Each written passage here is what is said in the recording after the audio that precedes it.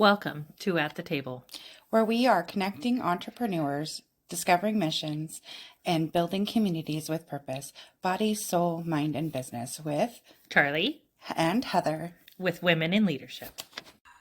Good morning. Happy Monday. Monday. Hope you had a great weekend. Can you believe that it is the second Monday of 2023? Wow. Already. Epic first week of 2023. Yeah.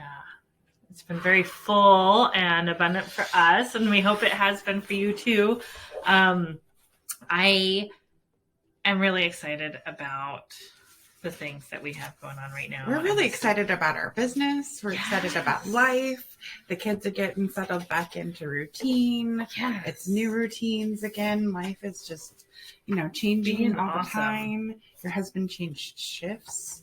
Lots of changes. We changed shifts. We did. And one thing that I want to do is take a step back just for a second. Yeah. And I think we should talk just for a minute about our business.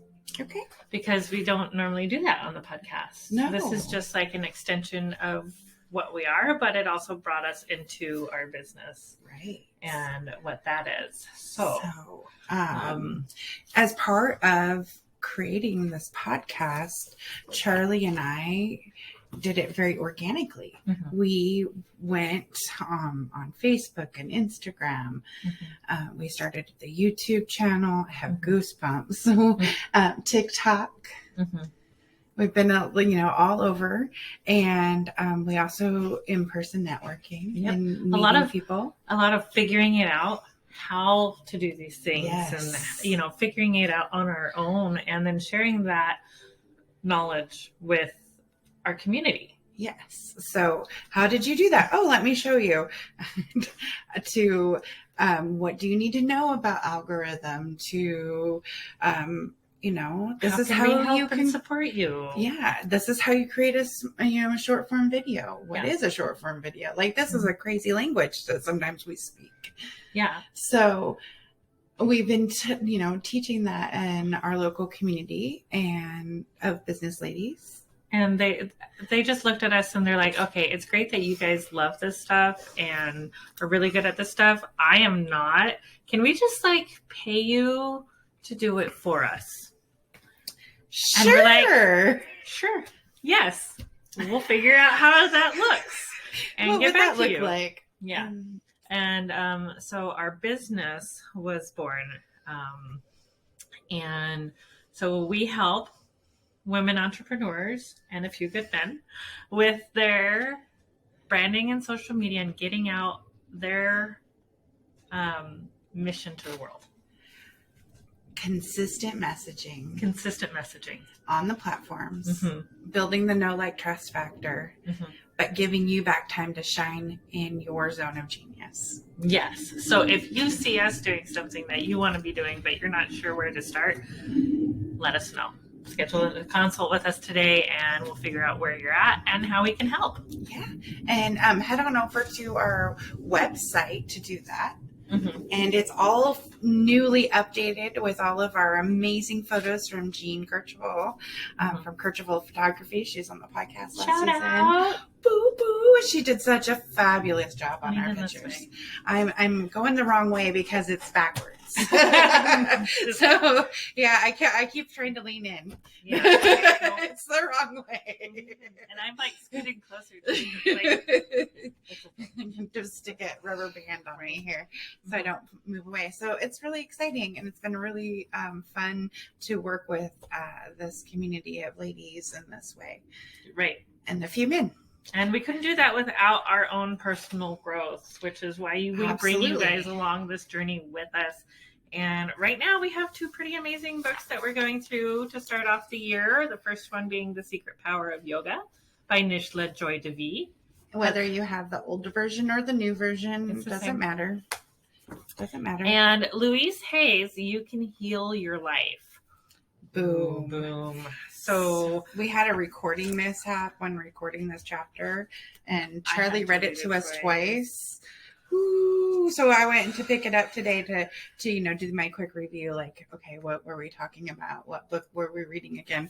Because we do a lot of stuff. We do a lot of stuff. So I was just getting back on the page. I'm like, oh yes, this chapter. Okay. So today we are going to find out what the divine problem is. What is the divine problem? So in the Secret Power of Yoga, chapter 2, we are all divine. Okay. And it talks about, that we are made of stardust and magic and all the things, and we are all divine. We breathe it in, and that breath that we breathe in and out is the essence. That's the life force energy. That's what we're talking about here. Yeah. We are all connected by breath. So no matter what your previous definitions of divine might be, that's what we're talking about. We're not trying to scooch in on any religious stuff. We're just talking about how we breathe and how we connect to everything because we're breathing. Correct. Yoga is the uniting of consciousness in the heart. United in the heart, consciousness is steadied. Then we abide in our own true nature, joy. Our own true nature is joy. Right? Our own true nature is joy. And if we are not abiding by our own true nature of joy, there's something missing. Right. Alexa, off. Well, there's that. Our own true nature. At other times, we identify with the rays of consciousness, which fluctuate and encourage our perceived suffering. Do you know that we tend to make ourselves suffer a lot?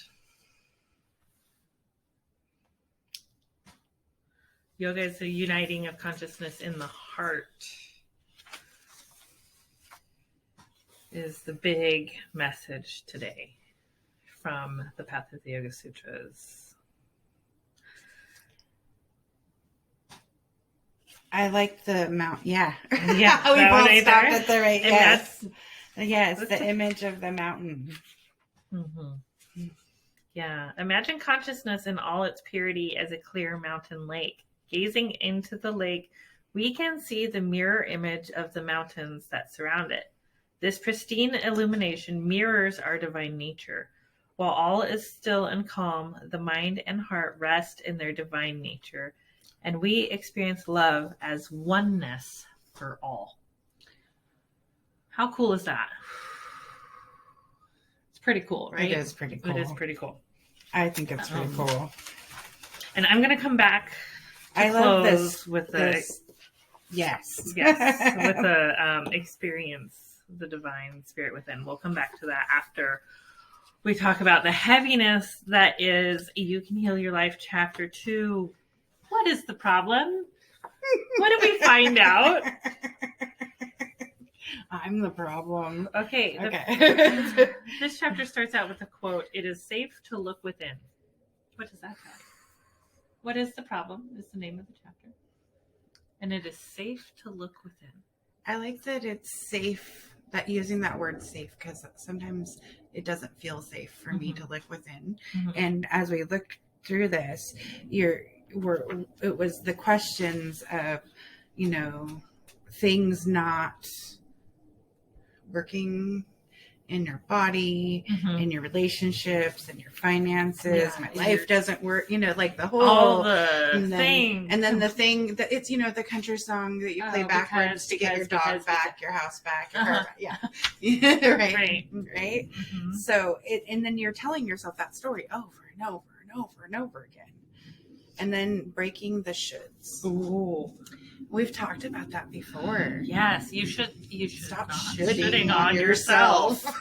Or someone else either. But the way she put the word should hit me pretty good. And I want to read that to you guys today. She says, "You see, I believe that should is one of the most damaging words in our language. Every time we use should, we are, in effect, saying wrong. Either we are wrong, or we were wrong, or we are going to be wrong. I don't think we need any more wrongs in our life. We need to have more freedom of choice. I would like to take the word should and remove it from the vocabulary forever and replace it with the word could. Could gives us choice, and we are never wrong. We are all about the power of choice and deciding. Mm-hmm. Definitely. So that's why you shouldn't should on yourself. Right. And then what she found is, as you really, as you start, you say you should because your mom said you should. So somebody else already decided that you should do these things, and you're wrong if you don't. And that's what you believe about yourself, is that you should do these things or you're wrong.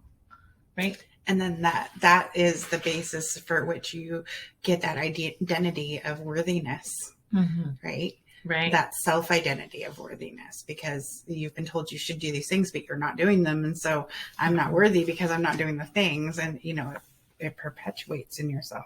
So then the next thing she does is she has them reread the list, except replace it with, if I really wanted to, I could, blank, which starts changing that mindset, right?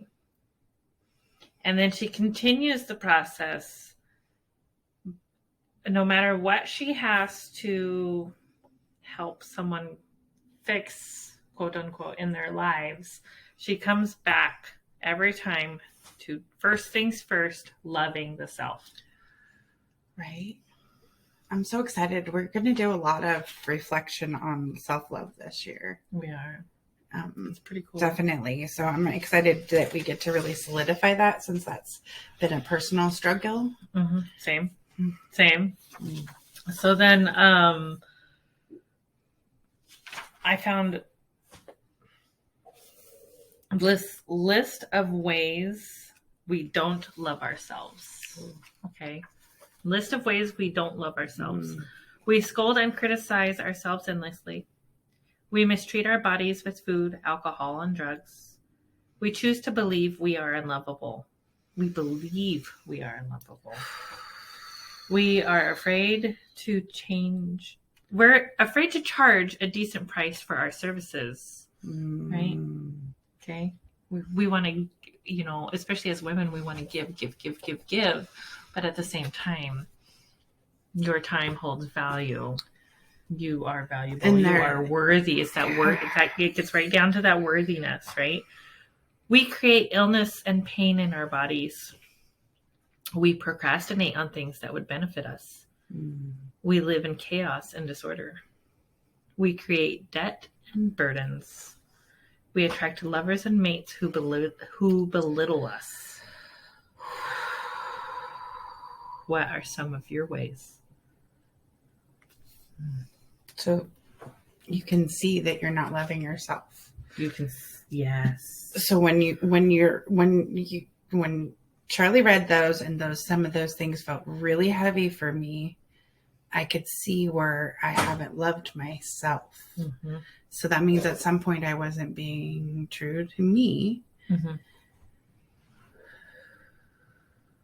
You weren't being impeccable with your word to yourself, right? Yeah, because we're important too. Yeah. Because you're already worthy. Yes. We don't disappoint ourselves. So if we have to stand up and do something to stand up for ourselves, so we don't feel disappointed in ourselves, right, then do that. Absolutely. Raise the bar. Okay. Then the next thing she tries to do, if they're having a hard time learning how to love themselves, is she brings them back to a place where everything they did was love. And that's oftentimes when they were a young child or a baby. Right. They were perfect. There was nothing wrong with them. They wore no labels. They were just purely Just think about that beautiful them. Newborn baby that you just love. It doesn't. And those full baby giggles. Oof. Those baby giggles, right? Oh, Doesn't that bring you joy just thinking about it? But through the domestication process, we learn to not love ourselves, to try to fit in, to try to,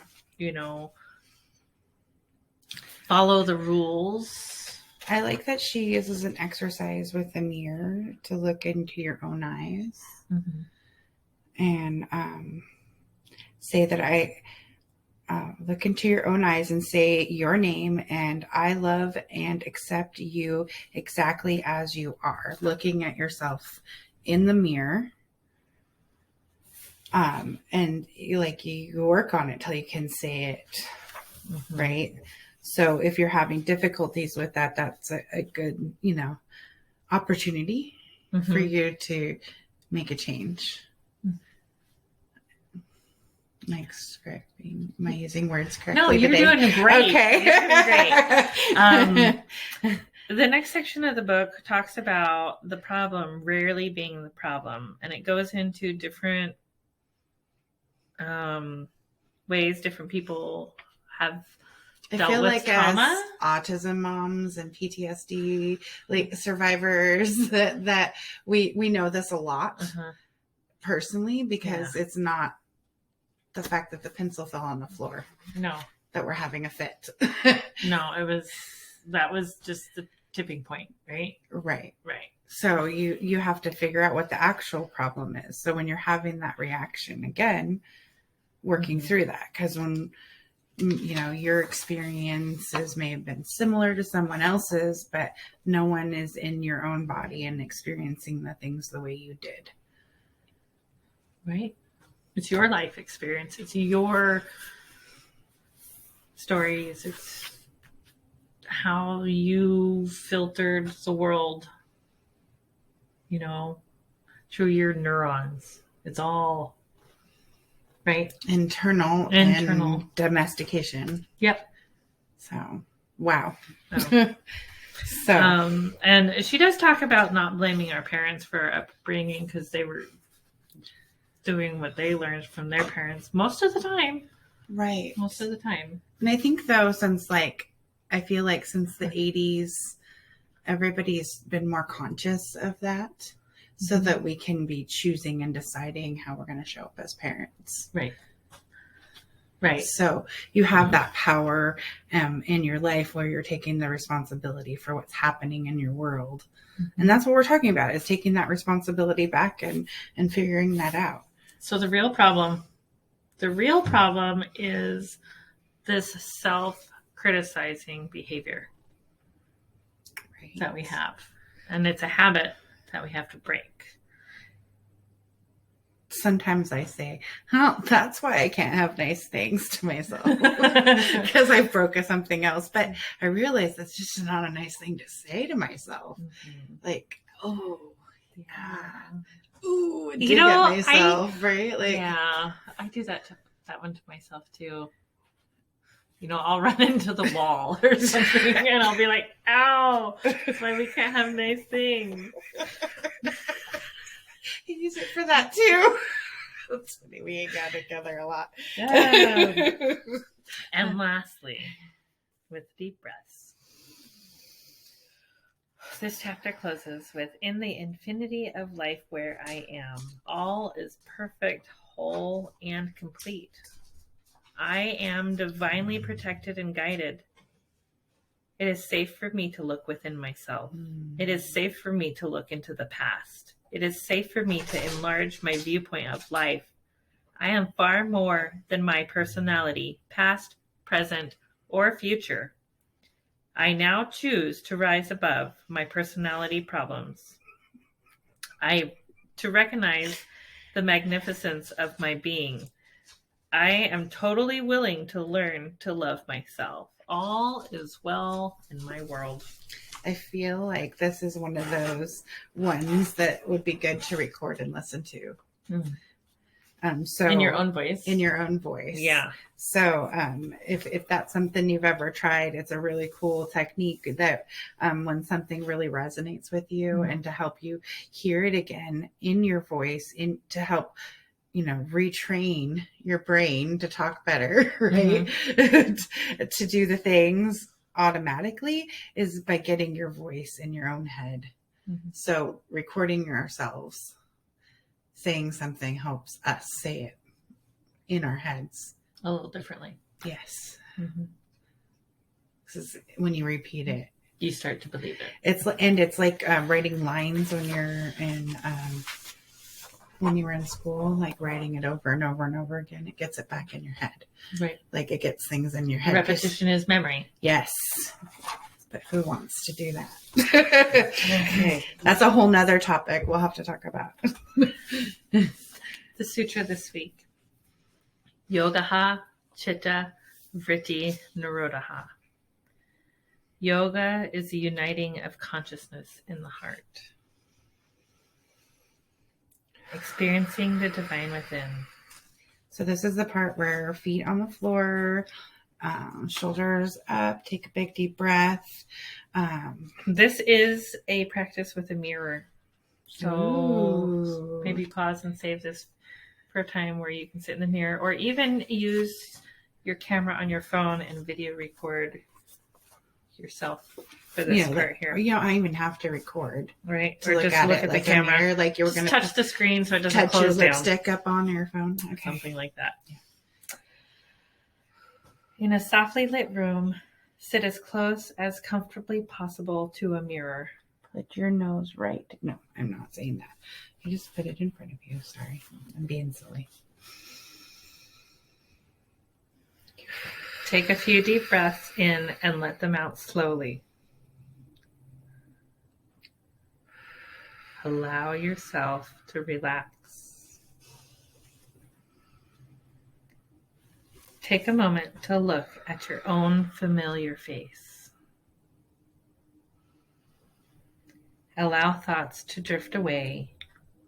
Bring the awareness to your eyes. Keep your eyes soft as you gaze deeply into them. At first, you may feel uncomfortable. We rarely, if ever, look at ourselves in the eye. But the eyes are the windows to the soul.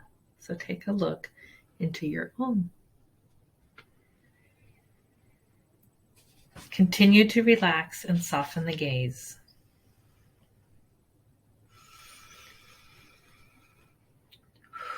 Find yourself going deeper within until you get a glimpse of the divine light that is ever present. Repeat either to yourself or aloud, I am a divine being. I am a divine being. Start by doing this for 1 minute and build to 5 minutes or more. As you allow your eyes to close, be still and experience any feelings that surface. What did you experience? Could you feel the depths of consciousness within? Practice 2 times a day for 1 week and observe how your newfound feelings and thoughts influence the vision of your true nature and other people's as well. Each time you pass a mirror, think to yourself in any way, reaffirm, I am a divine being. That is so fabulous. Thanks.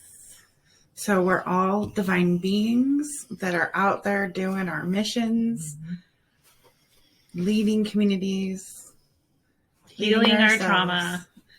Leading ourselves, healing trauma. Yes, we got this. We got this. You got this. We love you all. Namaste. Mwah. Stay tuned for our cause of the quarter. Don't ask us which way it's going to come because we're very confused by the new camera setup. Love you. Bye-bye. Bye. And now networking. We help these young women transition from high school into college. And ours is a unique program because we are helping them each year of college till they get that bachelor's degree or go into their chosen career. And so that mentorship goes on through college and actually after college, because what we have is we have 2 phases in our program. And that first one is getting them through high school to college to their career. And once they're in their career, they're a Now member forever with a free membership. And we have mentors in place, business coaches that help them to learn the essential skills to run an effective business. And so the mentoring goes on, the relationship goes on, and I'm sure that they will eventually also be mentors to the new kids coming into our program. Thank you for joining in on the fun. Be sure to like and subscribe for more.